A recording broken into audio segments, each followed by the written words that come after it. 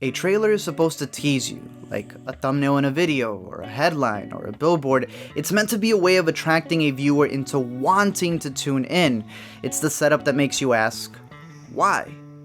But nowadays, they give you the why, the how, the when, the then, and even the end. So how have trailers become what's supposed to be a teaser for a movie, and pretty much a recap of a movie that hasn't even been released?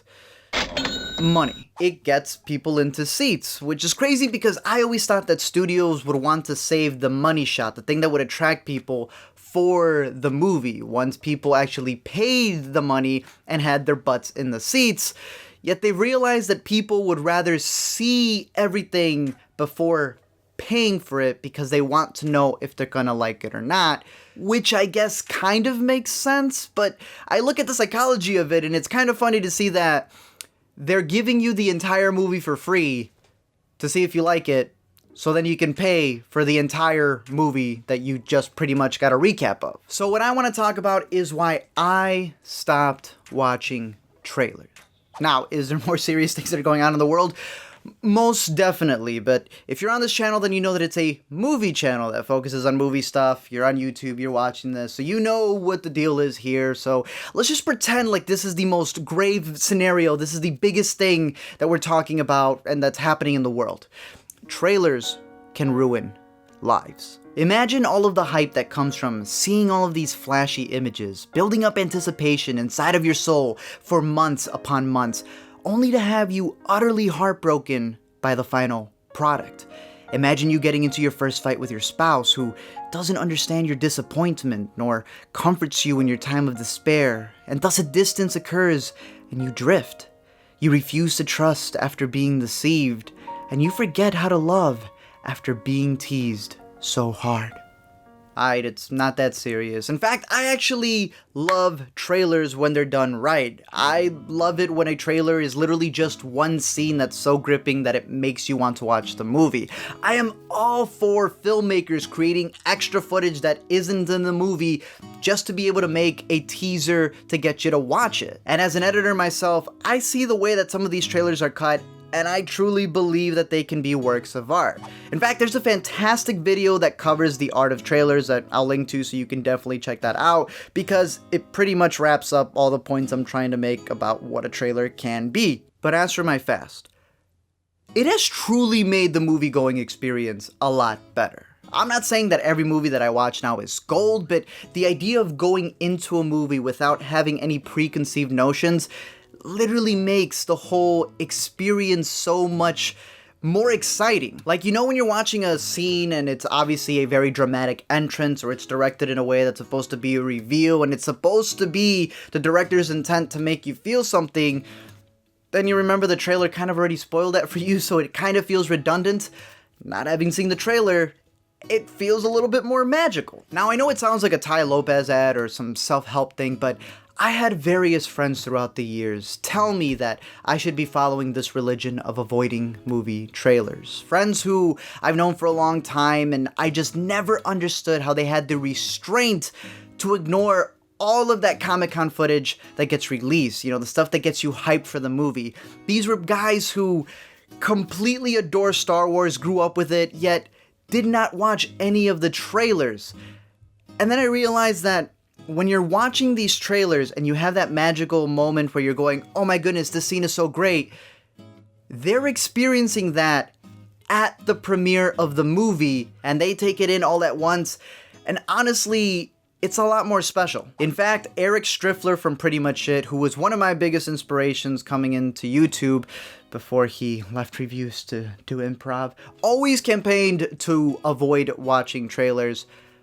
I just never listened to any of these people until now, and I have been going 5 months strong, and I honestly can say that I highly recommend it. It's like a diet plan, though. I don't expect everyone to just quit cold turkey, because I'm not the regular movie fan. I'm an avid movie watcher. I want to see everything that's out there, and I also do a lot of things for the channel, so I'm watching a lot of movies, so I'm going to see everything regardless of it. I want to experience it fresh, but regular moviegoers aren't just gonna dish out $12 for every movie that they go watch. They need to see a trailer in order to know if that's the thing that they want to go out with their friends or with their lady friends, whatever it is. So what I recommend is watching the first half of the trailer, because you'll get the feel of it, whether you like it, whether you don't. But don't watch the second half, because they can pull an Amazing Spider-Man 2 on you and literally give you the final shots of the movie. Like, I know that healthcare is a big thing that the government is dealing with at the moment, but if they can make a law telling trailer companies and editors that they should not touch anything that's in the third act of the movie, I think America would be a better place. So let me break down specifically how it's made the movie-going experience better. Starting off with number one, which is engraved images. The best way that I can give an example and explain this is with The Dark Knight Rises, which I'm a huge Batman fan, but that movie, look, there's this thing that when you watch something, you're obviously going to have it in the back of your mind. And I get that some of the biggest set pieces, some of the really beautiful shots, they have to put in the trailer in order to sell the movie. But there is a moment in The Dark Knight Rises where, I don't know if you haven't seen it, but it's in the trailer. Batman gets his back broken, and you're sitting there in the movie theater going, oh my goodness, is he gonna come out of it? And then you remember that, yeah, there's that shot where he's going to be fighting Bane in the snow. Now, granted, it's a Batman movie, you know he's gonna make it out alive, but the point being is that there are a bunch of other movies where you're watching it and you get to a certain point in the character's arc where you're not sure what the outcome is going to be, but then you have that flashback of the trailer, and you remember a scene that hasn't happened yet, and you know that there's still a long way to go, and I think it kind of ruins the journey that you're watching on screen. And honestly, one of the biggest issues concerning that is this release method of all of these trailers, because I do these explained and breakdown videos, and I can literally download all 46 teaser trailers and official trailers and trailer number 2, 3, 4, 5, behind the scenes TV spots, and have the entire movie to use as footage for my video. There comes a point where you could literally rearrange all the clips and tell the story and save yourself the $12, which I guess that may be something that people want. Number two is the teaser text. And the best example I can give for this is when they're telling you or hyping up a movie in some way, but when they kind of give something away. And one of my biggest pet peeves is when people let you know that there's a twist in the movie.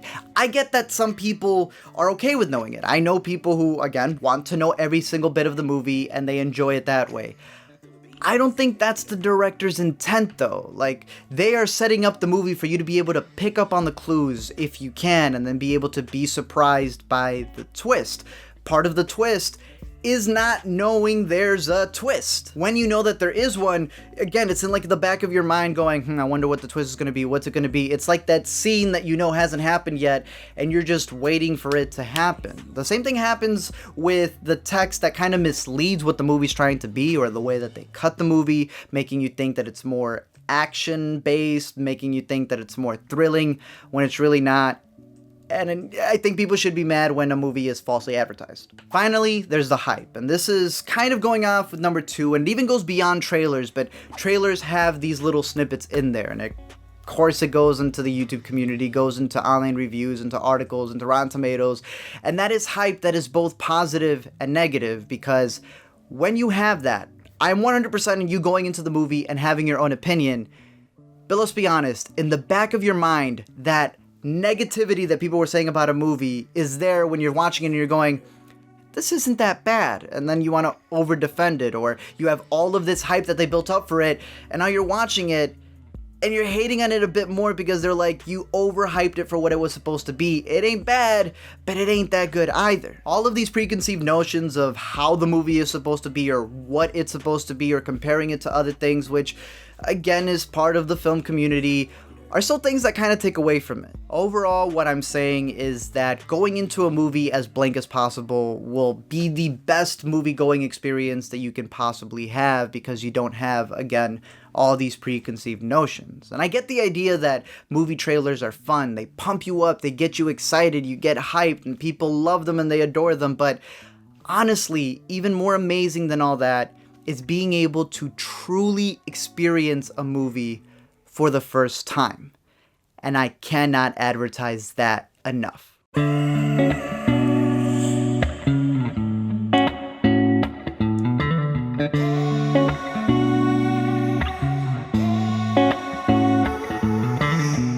you guys for watching this video. As always, a big shout out to my patrons who help out monthly to help make this show a reality. And a big shout out for those of you who watch for free, because you guys leave comments and you guys leave likes, and that also helps the show as well. But I'm curious to know your guys' thoughts, whether you agree with me or whether you completely disagree with me. We can have a civil discussion in the comments section. But don't forget, if you comment, subscribe, and follow me on the Twitter, I will send you the universally adored true cuts of the DC Cinematic Universe that no one will deny are masterpieces.